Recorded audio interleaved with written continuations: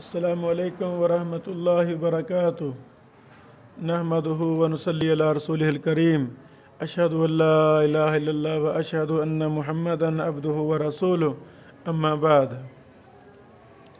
دورہ مسئلہ تدلیس جاری ہے۔ اس دورہ میں ہم نے انشاءاللہ مسئلہ تدلیس پر لکھے گئے بڑے بڑے اہم متون کو پڑھنا ہے۔ آج کی مجلس میں الجوہر النفیس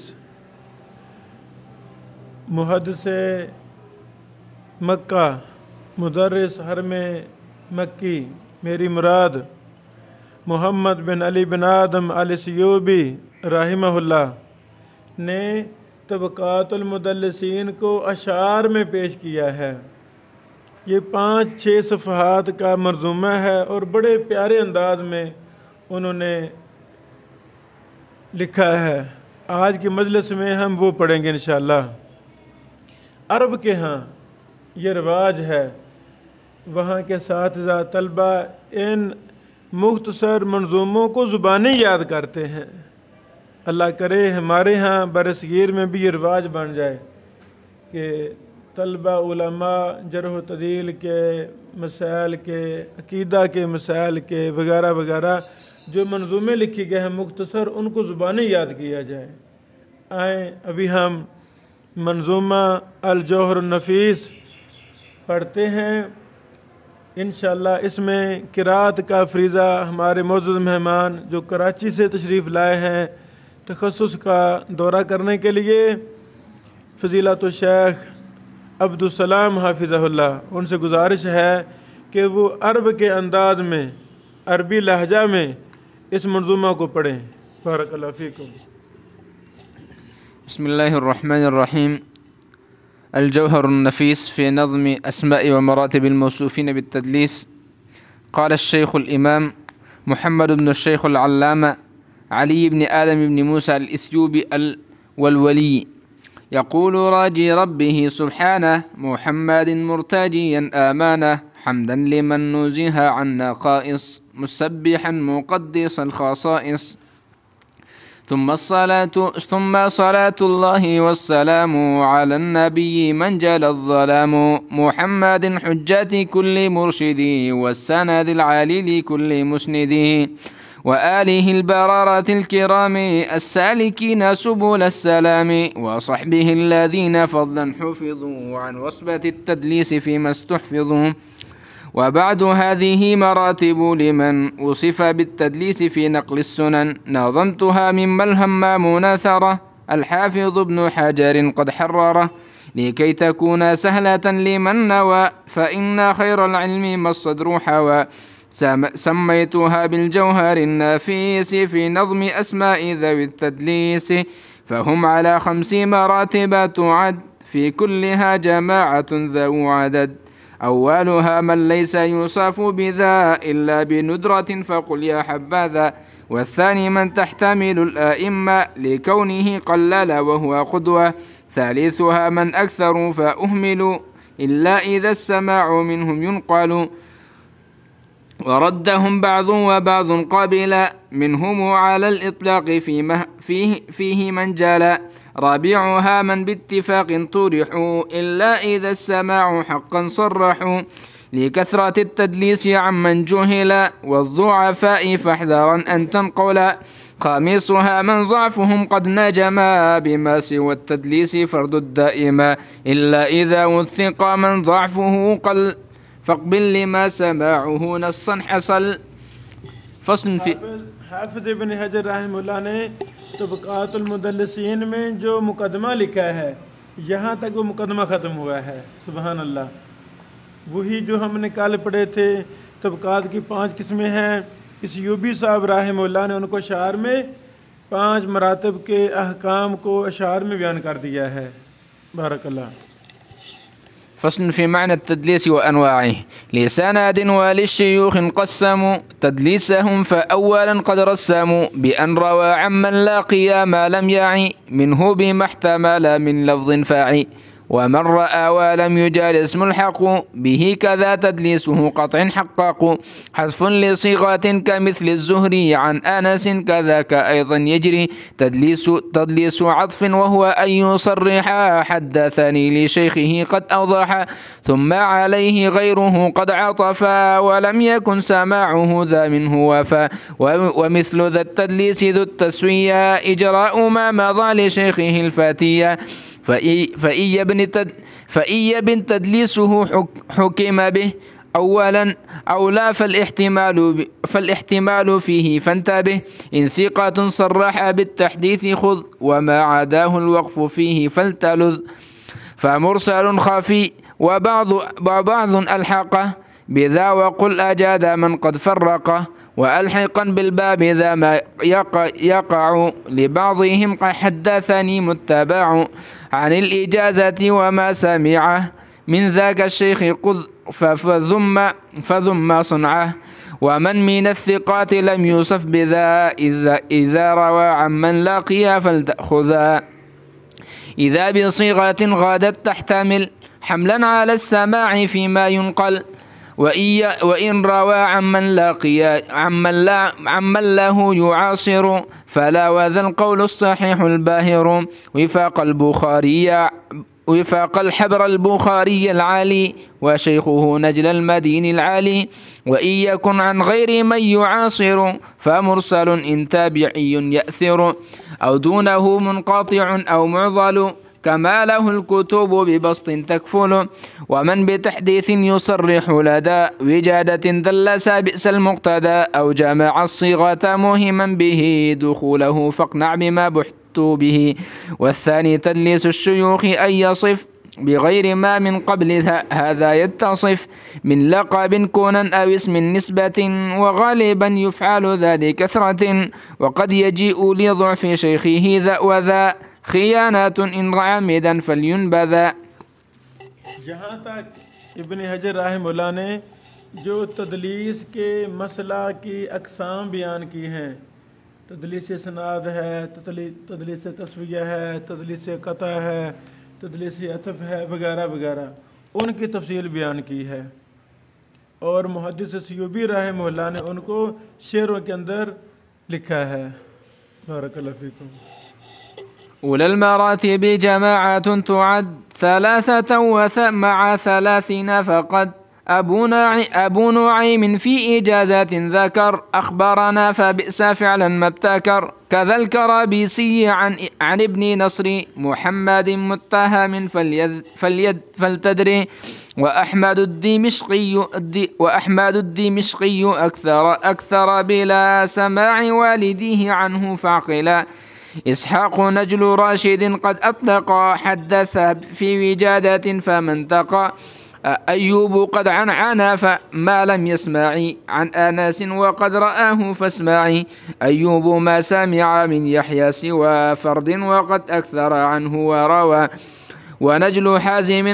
ونجل حازم روى مدلسا في صفات الصلاة فافهم ذا اتسا ونجل واقد وحفص خالد عن ابن مالك حديث واحد زيد بن أسلم عن ابن عمر في رد تسليم مدلسا دري سلامة مع شباك طاوس عن ابن عباس رأوا يدلس وغيره كذا أبو قلابة وابن عطاء ظاهر القضية ونجل وهب وابن نافع كذا والدارقطني الشهير المحتذى ونجل دينار وفضل مالك ذكر ذاك الدارقطني السالك لكنه أنكره ابن عبد بر نعم الجليلان هما نجم الحبر ونجل من وصف البخاري به ولكن ما له مجاري وذاك إذ يقول قال لي فلان أو قال فالحافظ صاحب البيان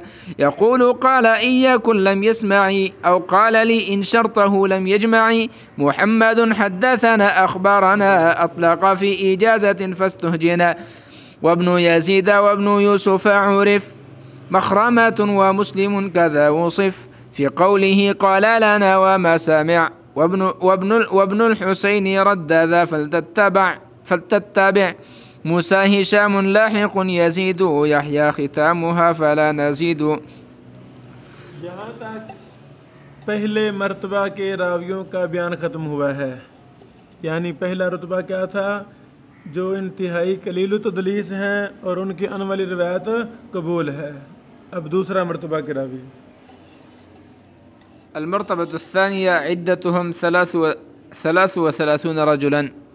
ثم تلي المرتبة الثانية وهم ثلاثة لهم ثلاثة إبراهيم الأفتاس ثم النخعي كذاك إسماعيل ذا النهجياعي وأشعاث والغنوي والحضرمي والحسن البصري أيضا قد رمي والحسن الواعظ راوي المسندي والحسن الدمشقي صاحب اليهدي والحكم الشهير حماد عرف به وحماد الفقيه قد وصف وخالد وابن أبي زائدة وسالم وابن أبي عروبة معهم سعيد وكذا الثوري وابن عيينة وذا مرضي ومنهم الأعمش والطيالسي وبهم التميمي أيضا يأتسي شريك القاضي شعيب عكرمة وعبد رزاق وعمر فعلمة أبو معاوية والطهراني يحيى ويونس النبيل الشاني والصدفي وابن عمرو خاتم لعدهم فاحفظ فأنت عالم. المرتبة الثالثة عدتهم 50 رجلا. ये दूसरा तबका दूसरा मर्तबा मुकम्मल हुआ। दूसरा मर्तबा के भी रावी कलील तदलीस हैं, उनकी भी अन वाली रिवायत कबूल है, इल्ला ये कि तदलीस साबित हो जाए। अब तीसरा मर्तबा के रावी जो अन से बयान करेंगे उनकी रिवायत से साबित नहीं होगी, इल्ला ये कि समा की इसराहत कर दे। बारकल्लाह। ثم تلي ثالثة تعد 50 نفسا فحوها يا سعد فأحمد الكوفي إسماعيل حبيب الحسن يا نبيل حميد الطويل مع شعيب ونجل عبد الله أيضا ينبي صفوان مع طلحة والحراني وابن أبي نجيح الرباني وابن عطية وعبد الله وابن محمد وعبد الله عبد المجيد قل وعبد الملك وابن عمير وعطاء تسلك عبيدة عثمان قل عكرمة عمر عمرو وعلي قتاده مبارك محمد والفدك محمد ونجل عبد الملك ونجل عجلان كذا محمد وابن محمد كذا محمد وابن شهاب ومحمد وصف ومحرز ومصعب به عرف مروان مكحول مغيرات هشام كذاك ميمون هشيم الإمام يزيد والدالاني والهمداني كذا أبو خرة ذو تواني أبو عبيدة الشهير العالم نجل بن مسعود وبه نختتم. المرتبة الرابعة. अभी चौथा मर्तबा शुरू हो रहा है। चौथा मर्तबा के भी रावी कसीर तदलीस हैं, अन से बयान करेंगे तो रिवायत ज़ईफ़ होगी। देखें किस तरह लंबे लंबे नामों को एक एक दो दो लफ्ज़ों में समेट रहे हैं, माशाअल्लाह। चलें बेटा। المرتبة الرابعة عدتهم 12 رجلا ورابع المراتب 12 باقيات كذا ابن أرطاط يرى حميد الخزاز مع سويدي عباد الناجي وابن سعدي محمد عيسى وليد عمر محمد يعقوب تم الخبر. المرتبة الخامسة وعدتهم 24 رجلا. पाँचवें मर्तबा के रावी मुदल्लिस हैं प्लस ज़ईफ़ भी हैं, तो पाँचवें मर्तबा के रावियों का समा की सराह तलाश नहीं की जाती, क्योंकि वो खुद ज़ईफ़ ही होते हैं। बात ख़त्म हुई, उनका कोई ताबे तलाश किया जाता है। चलो।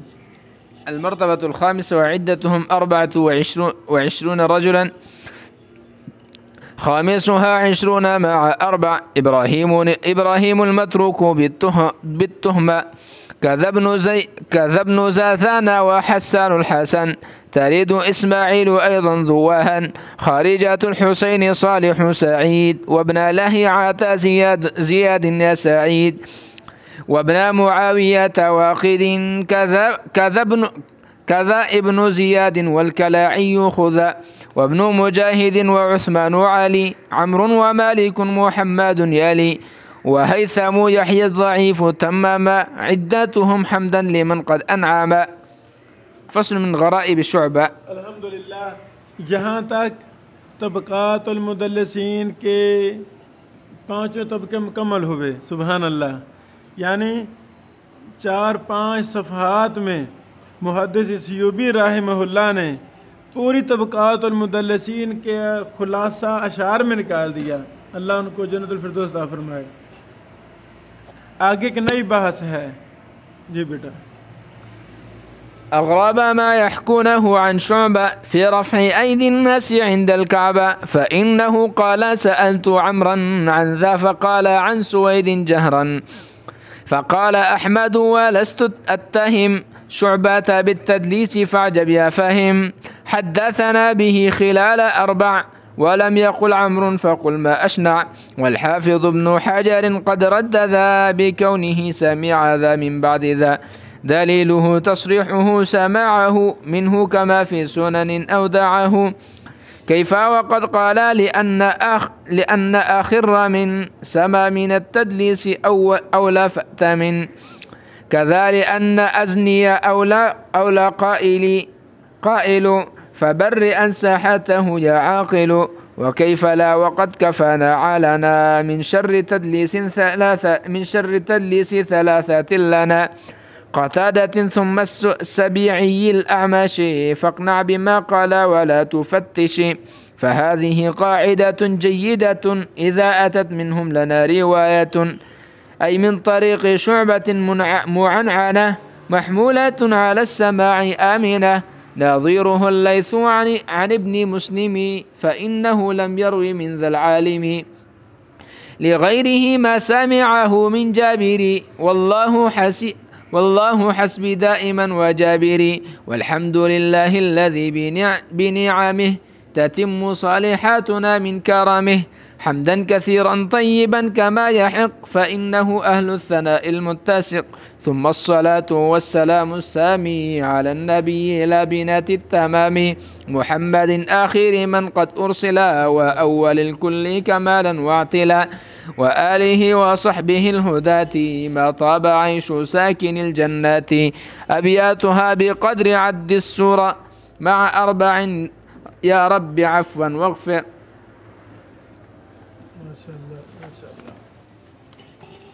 अल्हम्दुलिल्लाह, आज की मुख्तसर मजलिस में हमने तबक़ातुल मुदल्लिसीन का मंज़ूमा अल जलीसुल अनीस फ़ी शरहिल अल जलीसुल अनीस के नाम से जो मोहम्मद बिन अली बिन आदम अल सियूबी रहमहुल्लाह ने लिखा, अल्हम्दुलिल्लाह हमने वो मुकम्मल पढ़ लिया। अल्लाह ताला कबूल फरमाए। तो मेरे बेटो, इसको ज़ुबानी याद किया जाए, यानी इन मंजूमा जात को जो छोटे छोटे इनको ज़ुबानी याद किया जाए। मंजूमा को याद करने से बड़ी बड़ी अहम बहूस इंसान के जहन में मुस्ताज़र हो जाती हैं। वो शेर पढ़ेगा तो फ़ौरन वो कायदे कुल्ली उसके जहन में आ जाएंगे। बारकल्लाहु फ़ीकुम।